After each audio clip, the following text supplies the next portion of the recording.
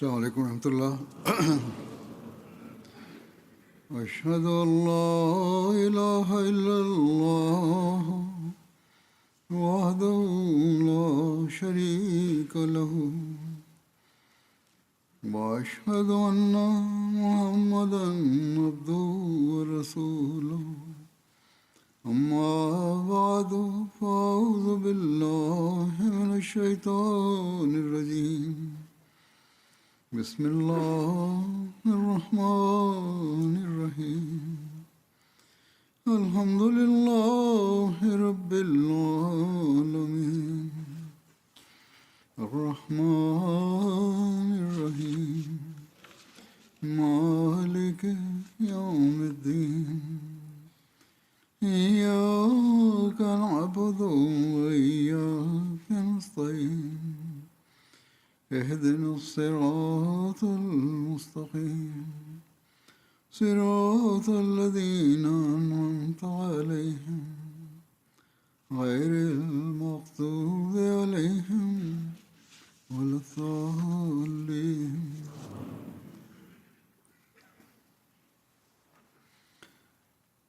حضرت مسیح موعود علیہ الصلوۃ والسلام کی سیرت概を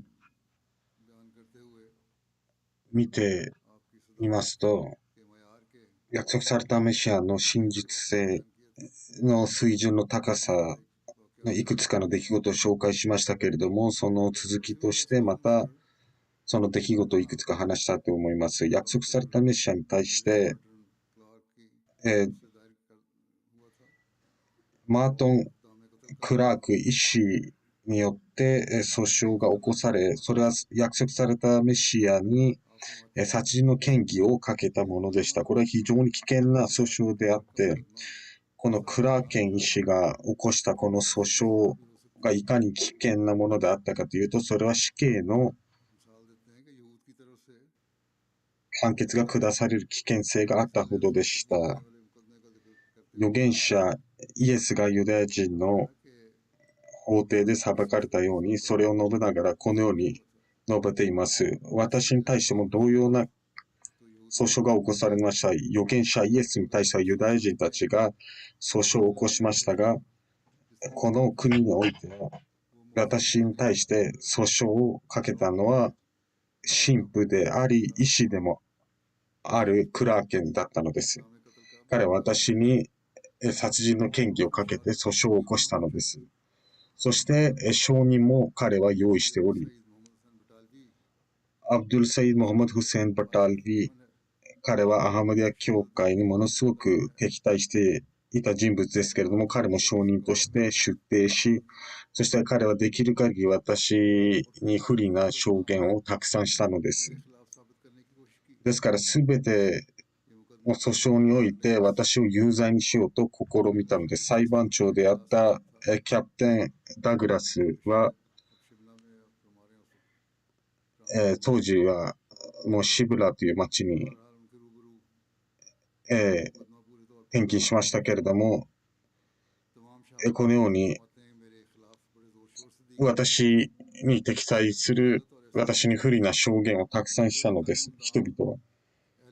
ですからこのような状況下において私が無罪放免になるチャンスは皆無に等しいものだったと専門家は言うでしょう。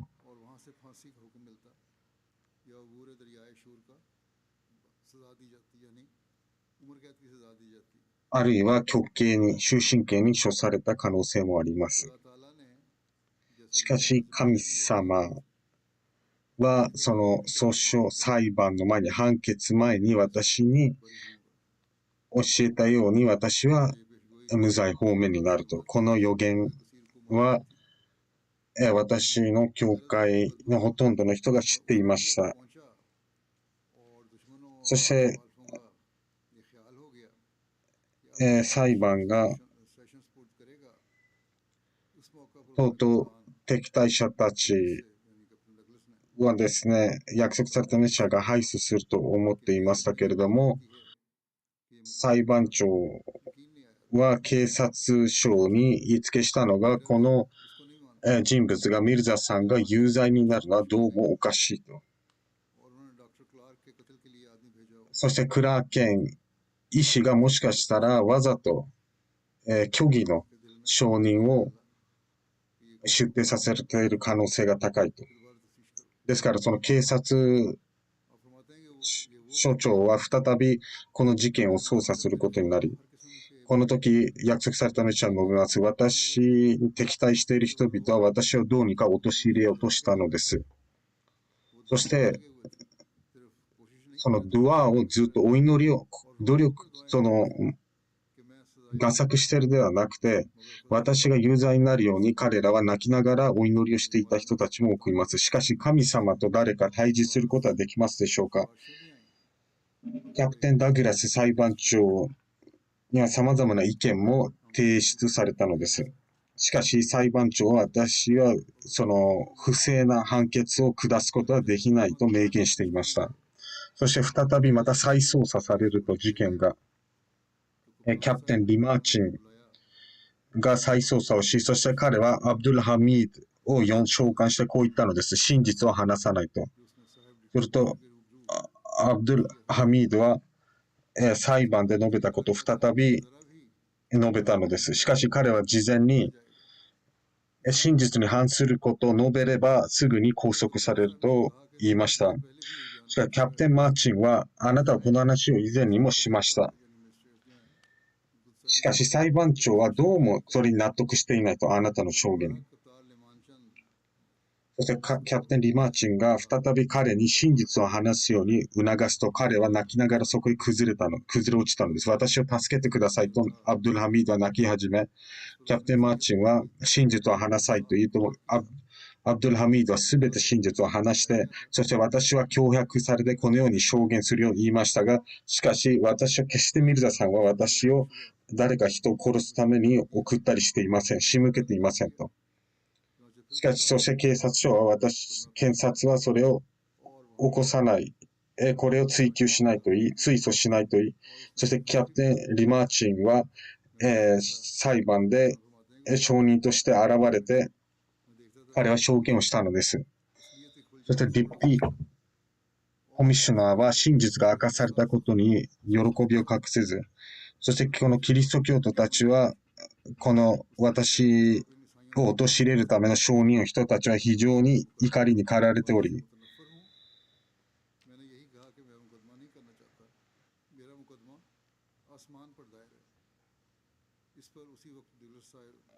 そしてダグラス裁判長はすぐに判決を下し、多くの人々が当時裁判所に集まっていましたけれども、おめでとうございます。あなたは無罪放免ですと約束されたメシアに言ったのです。その時私に敵対する人たち、私の敵対者はいましたけれども、しかし世界が誰かを陥れようとした時、神のみがその真実なる従者たちを助けているのです。私は正しかったので神様は私を助けてくれました。これにおいて約束されたメシアの素晴らしい道徳を見ることができますし、そしてある人物はこの約束されたメシアの素晴らしい道徳性についてこのように述べています。それはアハマディア信者でもないある弁護士であり、モリファゼルディンサーという弁護士の方です。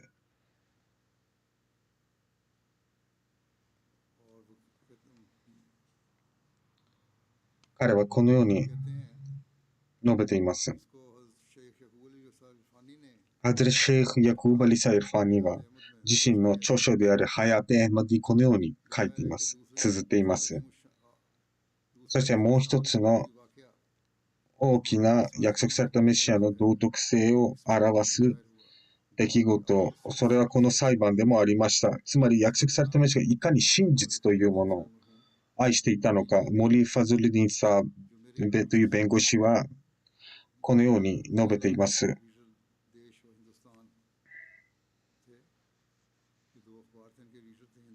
彼は2つの新聞社の編集局長でもあり、ヒンドゥー教徒のシェイク・ヤクブ・アリーさんの友人でもあったのです。彼はこのように述べています。ミルザさんに対する敬意を私は抱いています。私は彼の地位をよく知っています。もちろん彼がしている主張に関しては同意できない部分はあります。これは弁護士が述べています。彼の主張に関して私は賛同できない部分がありますけれども、しかし彼は非常に徳のある人物で、彼はとてもスピリチュアル的な、とても高い地位にいる人だと思います。そして、それはある出来事があったので、私はそう思うようになりました。それを、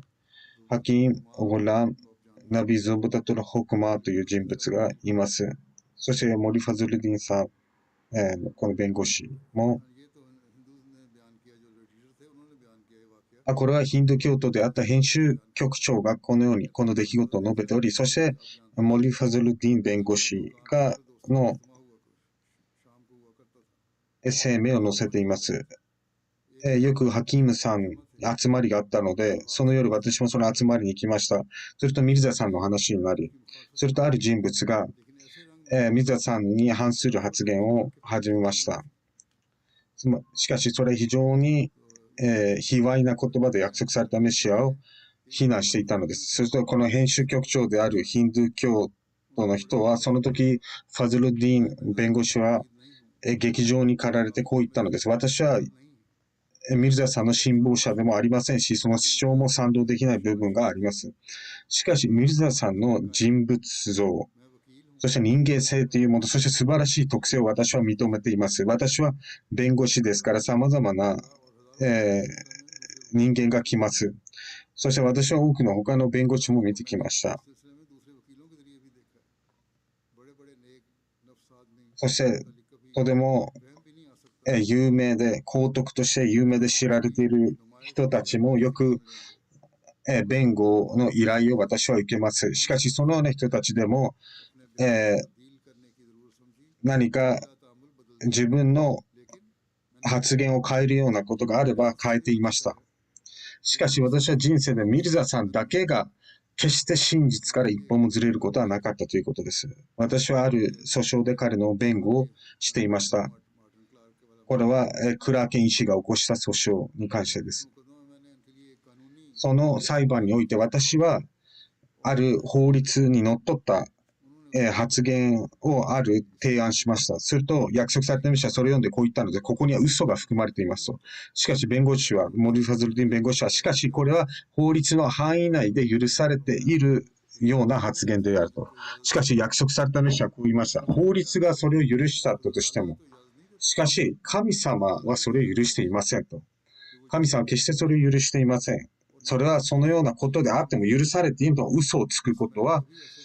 神様は許していませんし、法律もそんなことを求めてはいないでしょう。ですから実際にあったことに反するようなことを私は言いません。あったことをすべて話すだけですと。それと弁護士さんはこう言いました。ミルザさん、あなたはなぜ自分自身に不利なことをするのですかと。なぜ私はそのようなことをして神を怒らすことはできないと。ララディンさんはこのように述べて、このヒンドゥー教徒の編集教徒であった。この編集教書はこのように述べている。モーリ・ファズルディニ弁護士はこう言ったのです。ミルザさんが言ったこと、その時この発言をした時、彼の顔には非常に情熱が溢れ出ており、弁護士はミルザさんにこう言ったのです。私のじゃあ弁護はあなたに何もすることは、あなたを弁護しきることはできませんと。しかしミルザさんはこう言ったのです。私はあなたの弁護によって何か勝てるとは思っていません。しかし敵対者がどうしようが私を打ち砕くことはできません。私は完全に神様を信用しだしています。あなたを弁護に依頼したのは、それは手段を用いることが大切だからです。そしてあなたは誠意ある人物だと思うので、あなたに弁護を依頼したのです。しかし信頼は神様にしています。モリ・ファズルディンさんはこう言いました。私はあなたにこの発言をするように求めます。しかし、ミルザさんこう言いました。いいえ、私が書く発言をそのままします。それがどうであれ私は真実を語るのみです。その中に一言も変えようとも思いません。しかし私はあなたの発言よりこの発言がより利益をもたらすことを確信しています。必ず結果は良いものとなるでしょうと。そして世界から見て結果が良くなかったとしても、つまり私が有罪になったとしても、私はそれをどうとも思いません。なぜかというと、私はその時喜ぶでしょう。なぜかというと、私は神様の教えを破ることなく、本当のことをただ発言したからですと。ですから、このモルビ・ファズルディン弁護士さんは、その後、非常に情熱を持って約束されたメシアを弁護し、そして彼が何を言うたび、そしてモルビさんが提示したこと、約束されたメシアがこう発言するように言ったことを、この弁護士もそのように発言したので、それによって勝訴することができたのです。つまりそこに中小席の人々もそれに聞き入っていたと。するとある人物が、ではそこまで慕っているならなぜ信望者にならないですかと。それは私の個人的な問題です。そしてあなたはそれについて私に尋ねる権利もありません。私は彼を誠意ある、正しい道を歩んでいる人物だと思いますし、彼に対する敬意も深いです。この出来事に関して、マスター・ナズィール・フセンサーの文章があります。彼はこのように述べて、モリ・ファズルディンサー、エブリコート・ハイコートはこのように彼は述べています。約束されたメシアはとても深い関係にありました。そして通常よく約束されたメシアの訴訟にもついていっていました。彼はこのように述べます。約束されたメシアを非常に徳の高い人物であるとしており、そして私が聞いたことによってある彼の出来事を教えてくれたのです。約束されたメシアに対してクラーケン医師が起こした訴訟において、アブドゥル・ハミーという人物が虚偽の発言をし、それは何かというと、ミルザさんが私をクラーケン医師を殺すように仕向けたという嘘の虚偽の発言をしました。すると弁護士がミルザさんにこう言ったのです。私はアブドゥル・ハミードを知らないと発言してくださいと。その後私たちがどうにかしますと。私はこんな人物を知らないと発言してくださいと。弁護士はミルザさん、約束されたメシアに進めたのです。そしてミルザさんはただこの発言をするだけで必ず勝訴できると。でなければ、実刑を受けてしまうと。そして弁護士さんはこう言い続けました。約束された道は全てを聞いた後こう言ったのです。私は世界に正しい道を示しに来たのです。私は嘘をつくために使わされたのです。私は死刑になろうが嘘は絶対につかないと。私はアブドゥル・ハミーという人物を知っています。彼はよくカディアにも来ていましたし、それを私は否定することはできません。何があっても。モリ・ファズルディンさん弁護士はこのように言います。私はミルザさんに何度も、まずは自分の命を助けるようにしてください。もし嘘をつきたくないのであれば、どうにかして、どうにかして曖昧な発言をしてくださいと述べまし、進めたのです。しかし、ミルザさんは、私はそうすることもできません。私は正しい模範を示すために使わされたのです。命を救うために私は決してそのような間違った模範を示すことはできません。もし真実を語ることによって命を失ってでも私はそれは成功したと思います。モリ・ファズルディンさん、アハマディア信者ではありませんでした。この弁護士は。私たちはその約束されたメシの発言を聞いたとき非常に落胆し、そして約束されたメシは裁判で、私はアブドゥル・ハミードを知っていますと発言したのです。もうこれで無罪になることは不可能だと思っていました。しかし、神様の助けがその裁判があったのです。約束されたメシアはその神様の助けを享受したのを見て、私たちは驚きを覚醒するのでした。神様がどのように約束されたメシアを助けて、彼は無罪方面になって大成功を収めたのです。約束されたメシアはこのように続けます。聖なる預言者サレラレサラムの教友たちは命を欲しました。しかし彼らは真実を語ることをやめませんでした。その例は歴史に類を見ません。それは何だったのでしょうか。彼らには誠意があり、真実があり、そして忠誠心があったのです。彼らは神様を信用、信頼していたのです。そして必ず神様の助けがあることを知っていたのです。ですから、神の従者たる人たちは、嘘をつくことは決してないのです。もし私に誰かが約束されたメシアの主張をしているのではないかと言いますけれども、私はそれは誠意、真実、勇気がなければ何もすることはできません。私には様々な訴訟を私は訴えられました。しかし結果どうなったのでしょうか。私たちは退くことがありましたか。そのようなことを信じるのはシルクであり、神様おり、神様はその忠誠な従者たちを助けるのです。真心からライライレラを唱える人たちと共に神様おり、イスラムこそがその宝を授けるのです。それは全員のためです。私だけではなく、真心からそれを言い、そして神様に対する信仰があれば必ず救われるのです。ある幼い頃からしているヒンドゥー教徒の証言があります。彼によりますと、私は幼い頃からミルザ・グラムムを知っていますし、見ています。私たちは同期であり、カディアンにも私はよく行っていました。そして今でも、私は彼、の素晴らしい徳を見ましたけど、それは幼い時からありました。彼は約束されたメシアの人生について話します。これほど誠意で徳のある人物を見ると、やっぱりミシェルが彼の姿になってあらわになっていると思っていたほどです。約束されたメシアの長男ミルザ・ソルターネムスはこのように書いています。私の父は常に宗教の奉仕をしていました。家族も村の人たちもみんな彼を信用信頼したより、敵対者たちですら約束されたメシアの徳を見ると、よく何か争いが起きると、彼が言うことを私たちは受け入れると。それほど彼をみんな信用信頼していたのです。ハズレット・ムスレム・モデライタラのこのように述べています。約束されたメシアについて、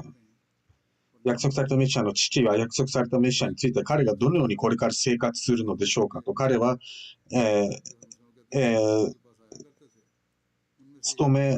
雇用にもされたくないし、ある、宿教徒が私のもとへ来ていました。約束されたメシアの父の、それと約束されたメシアにこう放ったので、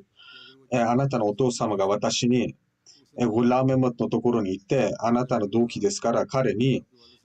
もし土地の管理ができないのであれば、どこかで勤めてくださいと。それと私はグラムのところに行って、あなたのお父さんが怒っています。あなたが死後しないと。すると、彼はこう言ったのです。父にこう言いなさいと。あなたはずっと兄に頼って生活するのですかと。私が亡くなればあなたはどのように生活するんですか。すると約束されたメシアは、それを聞いてこう言ったのです。私の父は心配性です。私の父にこう言いなさい。私は勤めるところにも勤めていると。つまり、このことを、彼の父に伝えたとき、すると彼はこう言ったのです。約束されたメシアのはこう言っていますと。すると彼の父は黙りこくりこう言ったのです。もしそう言ったのであれば、私の息子がそう言ったのであれば、それは正しいと。彼は嘘をつくことは絶対にないと。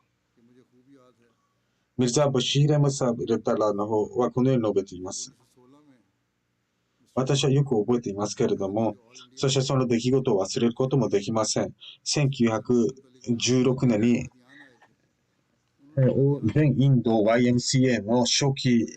であった人物、彼はアハマディア教会を調べるためにカーディアンにも来ていましたけれども、彼はカディアンにおいて、約束されたメシアの古参の共有に会いたいと言い、その時ムンシー・ローラーサーブがカディアンにいました。ミスター・ウォルターは、えムンシーサーブとムバーレク・モスクで会い、そしてウォルターさん氏はこのように聞いたの。あなたは約束されたメシアの真実性を表すどんな根拠が一番影響を与えましたかと。ムンシーさんはこう言いました。私にはあまり学歴がありませんし、あまり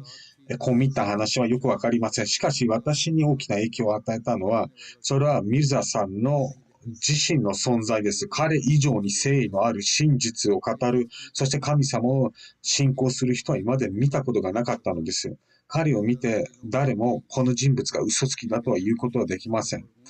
私は本当に彼を見るのが楽しみで、私は込み入った話はよくわかりません。ムンシーさんは約束されたメシアを思い出しながら、彼は涙を流し始めたのです。そして涙を流しながら彼はしゃっくりを上げるほどでした。その時、ウォルター氏は、このインタビューをしていたウォルター氏は、蒼白になり、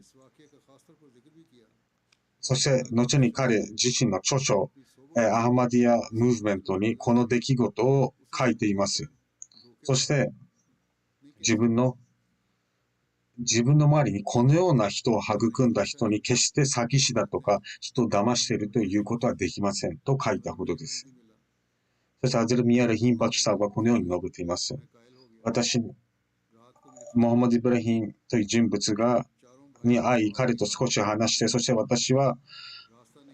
その説得されて、そして夢の中で私4人兄弟がある洞窟の近くにおり、そして逃げ道が見つからないと。すると私はあるところから登って上に来ました。すると私は列車が走っているのを見て、しかしその地上からは上にあると。これにどのように乗ればいいのか分からず、すると列車の上にある人物が立っており、そして天から垂らされている綱を持つれば上がってこれると言われて、私はそれを全部夢で見ています。それと朝、イブラヒムさんが私を持ってきて、私の夢を話すと、それと彼は聖クランを取り出してこう言いました。私もビハブリラという聖クランの説を見せたのです。つまり神の綱を強く握りしめたいと。そして私は入信することを決めて、それを手紙に書いたのです。すると返信があり、あなたの入信は承諾されました。しかしカディアンに必ず来てくださいという返信も同時に受け取りました。すると私はすぐさまカディアンへ行く準備を始めて、そして私はアムリトサルの駅に到着して、バタラに行く馬車に乗りました。その時には年老いたシク教徒たちも乗っており、どこに行くのですかと私はカディアンと答えました。するとこのシク教徒たちはこう言いました。あなたはミルザのカディアンに行くのですかと私ははいと答えました。私はただ調査するために、もちろんもう夢を見たので入信することになっていましたけれども、さらに納得するために彼はどんな人ですかとその人たちに聞いたのです。そしてそのシク教徒たちは彼は有名ですと。彼は自分が、つまりシク教徒が言っています。自分が神であると宣言しています。もちろん約束された道はそんな宣言をしていませんでし、私は神様から啓示を受けて使わされたと。そして人々を神様の方を誘うために使わされたと。すると私はまたいたずらに、もちろん入信もしていたんですけど、またいたずら思いつき、私は彼らにこう言ったのは、私はミルザさんを知っています。彼はシアルコートで私の父と同僚であり、一緒に酒も飲んだりしていましたと。私はただ、からかうために言いました。もちろん、初めはそんな信仰が強くないので。私の父と彼は同僚であり、よく酒を飲んでいたと。するとその宗教徒たちはこう言ったのです。ミヤさん、そんなこと言わないでください。彼は本当に純粋な人物であり、本当に彼は誠実な信用できる人物なのです。人々はよく彼の例を言います。私の地元では誰かが本当のことを語ると真実を言うと、あなたはミルザさんの仲間ですかというほどです。私の幼い頃から一緒に遊んでおり、よく本から読み聞かせしてくれて、そして地主の息子であり、私たちは彼に敬意もしました。彼は日に日に変わっていき、私たちは地主の息子だから、リスペクトしてみましたが、しかし彼は日に日に変わっていて、そしてある時代、つまりある時彼は全く人前に出てくることはなくなる。彼はどうやら家の中で魔術をしていたかもしれません。もちろんシーク教徒の人たちはこのような名称をしていたので、彼はその魔術をカディアンの周りで広めて、そして人々を呼び込んでいます。どんな人物の人が、どの宗教の人物が彼の元へ来ても自分の宗教の方が優れているということを論拠で示すのです。私は天から来ましたと。するとこのような話を聞いて、私はカディアン到着すると、そこには3、4人の青年がおり、そして私は、彼らにも聞いたのです。つまりちょっと怒りを見せながら、しかし彼らは非常に物やかに私と話していたのです。私が怒っているように見しても、しかし私は彼らのタルビエットを見たかったのです。つまりどんな人を育てているのか見たかったのです。私がこのように怒った素振りを見せても物柔らかに対応してくれました。私はミルザさんに会いたいと言うと、彼今、外外出中です。それと私はカディアン中を歩きながらとても暑かったので、もう帰ることを考えていました。もちろんその時そんな信仰も強くなかったので、そして道中あるアラブ人に会い、あなたはカディアンに来たのであればミルザさんに絶対会ってくださいと。ここまで来たんなら会っていきなさいと。でなければこの時はもう二度と来ないでしょう。人々はたくさん来るでしょう。しかし、これをまたミルザさんに会うことは難しくなると。せっかく来たのだから会って行ってくださいと言ったのです。私はそんなことを気にせずに馬車にすぐに駅に行くように言いました。もう暑かったので会うこともできなかったので帰ることにしました。しかしその時アザーンがあり、それと私はもうナマーズしてから行こうと決めて、そして戻ってくると、それとそのアラブ人にまた会って、行くなって言ったアラブ人にこう言ったのです。私はその時から神様にずっとお祈りしていました。あなたがここに留まって約束されたメシアに会ってから行くようにお祈りしていますと。これほどこのアラブさんの誠意です。つまり彼がもう帰ると言っても、もうあとはもうお祈りするしかないと言って、そのままサジダをしてずっとお祈りをしていたのです。約束されたメシアに会ってから行くようにと。そしてその時私は約束されたメシアを見て、約束されたメシアは人々の前にやってきて、そこに座って、そしてその時私は髭もなく、つまり当時もこのように、ファッションをしている人たちいました。約束されたメシアは頭を下げて座っていました。そして私はこの人物の顔を見るまでは絶対に帰らないと。信じきることはできないと。もちろんもう手紙を通じて入信はしていましたけど、しかしまだ完全に信仰が芽生えたわけではなかったのです。そして約束されたメシアは顔を上げて前を見たとき、私は心の中でこの人物は絶対に真実の人であると思ったのです。そして再びまた彼が頭を上げたとき、アーマンナーと言いました。つまり私は信仰した。ワサッダクナ。つまり彼は真実であると。そして3度目彼が顔を上げたときに、私は彼に全てを捧げたいと思い、そして礼拝が始まり、約束されたメシが礼拝を捧げて部屋の中に行こうとしました。するとドアの近くである人物が立って、ハズール、私のためにお祈りしてくださいと言ったのです。すると約束されたメシはこう言いました。私は敵対者のためにはドアします。ですからあなたのためにはもちろんドアしますと言ったのです。ハズルト・カリファ・ナザムディンサーはこのように述べています。私はシアルコートからシカールプールに勤めに行きました。そこで約束されたメシアに反する様々なことを聞き、ミルザさんは私の友達でありましたが、私そこからアマディトサルに行き、そしてアマディトサルからシアルコートに行くつもりでしたが、そのまま眠ってしまい、そしてもう2つの馬車はすでにシアルコートに向けて出発していました。起きた時にもう馬車が行ってしまったのを気づき、その時心の中で、ミルザさんの村が近いから、せっかく彼に会うべきだと。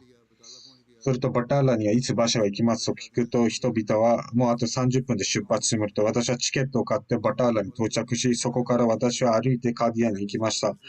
アサルの礼拝の時間に到着して、そしてハゼルト・モリ・アブドゥル・カリームサーブに会って、彼はシアルコート出身だったので、同郷だったので彼はよく知っている。私を見て彼は非常に喜び、朝の礼拝を一緒に捧げて、次の日、モリ・アブドゥル・カリームさんは約束されたメシアに私について知らせました。そしてこう言ったのです。モスクで私のベートが行われたのです。約束されたメシアの顔を見て私は安心したのです。世界がどれだけ嘘であっても、この人物の顔は嘘つきの顔ではないと。その尊厳にはとても人々を引きつける力があったのです。そして、ハズレタ・ハキーム・アブドゥル・レマンさんはこのように述べています。私の父が入信して、チャックナンバー276、グジュラの近くにあったその場所に行くと、そこで積極的に布教して、そして人々は彼をイマームとしたのです。そして聖クランを教え始め、そこに預言者イエスが亡くなったことが言及されていると、その問題について詳細に話したので、人々は驚き、ワジルディンと人物がその地元の地主だったんですけれども、ワジルディンのある日、ハキームさんに向かってこう言ったのです。私は鍋が必要ですと。なぜかというと、地主たちよく鍋で、たくさんの鍋で食事をし、そして貧しい人々に、配分していたのです。配食していたのです。鍋が必要ですと。ですから、グジュラワレがいい鍋を買うことができますから、そこへ行きましょう。私と一緒に来てください。それと私はこう言いました。もし行くのであれば、いい鍋を買いに行くのではバターラに行って、バターラではもっといい鍋を買うことができます。そしてバターラに到着すると、彼はこう言ったのです。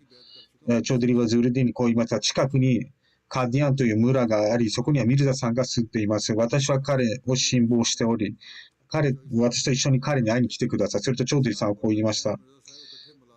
私は必ず彼が正しいと信じています。つまり、チョードリさんは前々からミルザさんを知っていたのです。私と実は彼はシアルコードで一緒に勤めており、一緒の事務所で働いていました。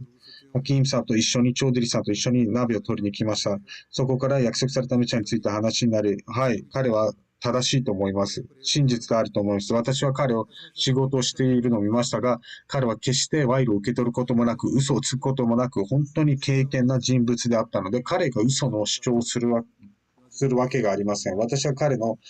青年時代を見ていますけど、嘘つきなわけがないと。私と一緒に行きます。そしてチョードリさんも一緒に行き、すぐに彼も入信したのです。ミア・フロズディンさんはこのように述べています。私の祖父はミア・ネザムディンでした。約束されたメシアがシアルコートで働いていた時代、私の祖父はサル・グジャルで彼に賃貸の物件を貸していたのです。約束されたメシアは私の祖父、ある指輪を使わして実家に送ったのです。すると私の祖父と約束されたメシアはこのように深い友情関係がありました。そしてミルザさんが約束されたメシアであると宣言したとき、それと私の祖父は、信望して入信したのです。そして家族にこう言ったのです。私は彼がここで働いていた、事務所で働いていた時代から知っています。ですから皆さんも入信してください。この顔は嘘つきの顔ではありませんと。そして1892年に私の家族、親族みんなが入信したのです。アダム・ザ・バシーレムさんの伝承によりますと、ムチ・アブドラジーサはこのように述べています。私は1890年にガジェットプリ・コリアという場所に行きました。そして私は1891年に努力して、自分の村に行き、その時私はアハムデシンではありませんでしたが、私は、約束されたミッションについてよく聞いていました。もちろん迫害報道はありませんでしたけれども、ほとんどの学者たち、聖職者たちは彼に反対していたので、私はミヤ・ジャマルディン・イマムディンさんに会い、そして彼らは約束されたメシアの著書イザラウハンを私に贈呈したのです。私はドア、お祈りをしてから本を読み始め、その本を読みながら私の心の中に約束されたメシアの真実性が芽生え、そして全ての疑念疑惑が解決したのです。しばらくしてから私はミヤヘルディンさんと共にカディアに行き、そこに近くに私は約束されたメシアに会ったのです。約束されたメシアを見て私はミヤヘルディンさんこう言ったのです。この顔は嘘つきの顔ではないと言って入信したのです。このようにしてミルザ・バシー・アムさんはもう一つの出来事を述べています。ハズラ・チョードリ・ザフルラ・ハンさんの話です。サール・チョードリ・ザフルラ・ハンさんは私に手紙にこの出来事を書きました。私が初めて約束されたメシャをラホールで見たとき、私の心の中にその時からどのような私の心に一番影響を与えるのはこの人物は正しい真実を語る人物で神様から不思議な愛情が彼に対して芽生えたのです。それこそが私に対して彼の真実性の根拠となったのです。その時私は子供でしたが、その時から今まで私はどんな論拠も根拠も必要としませんでした。その時もちろん様々な出来事がありましたし、私の信仰をどんどんと強くしていきますが、しかし、あの時、子供の時見た約束されたメシアの顔を見てすぐに彼が真実であると認識したのですし、それが約束されたメシアの真実性を表す私にとっては一番の根拠なのです。私は1904年の9月3日からアハマディア信者です。彼を初めて見た時から。そして、アズル・ミヤ・サデディンさんの証言によりますと、私が入信した時、私に父にこう言いました。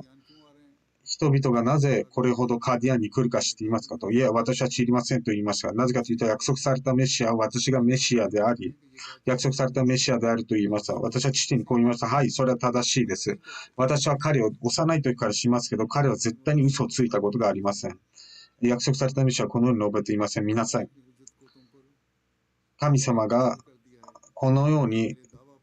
根拠を示したのです。私のこの主張をサポートするために何千もの根拠を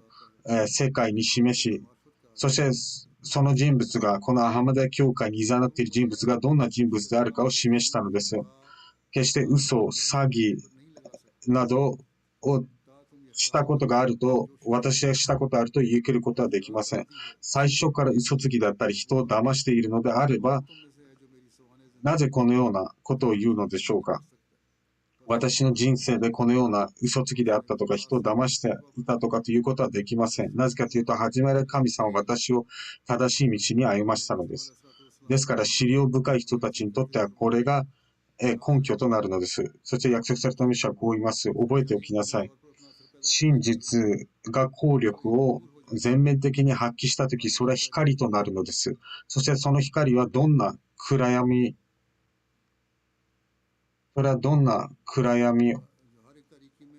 をも退け、そして輝く、そして人々を歩む道を照らすのです。そしてどんな困難からも救ってくるんです。神様がどうか私たちにこの真実を理解しながら、そして正しい道に歩み、そして常にいつも素晴らしい真実の高い水準にいることができますように。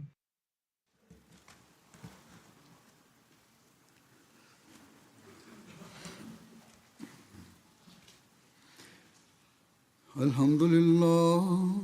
الحمد لله نحمده ونستعينه ونستغفره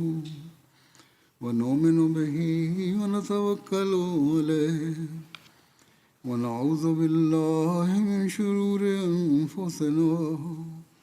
ومن سيئات أعمالنا من يهده الله فلا مضل له ومن يضلل فلا هادي له ونشهد أن لا إله إلا الله ونشهد أن محمدا عبده ورسوله عباد الله رحمكم الله إن الله يأمر بالعدل والإحسان وإيتاء ذي القربى وينهى عن الفحشاء والمنكر والبغي يعظكم لعلكم تذكرون واذكروا الله يذكركم وادعوه يستجب لكم ولذكر الله أكبر.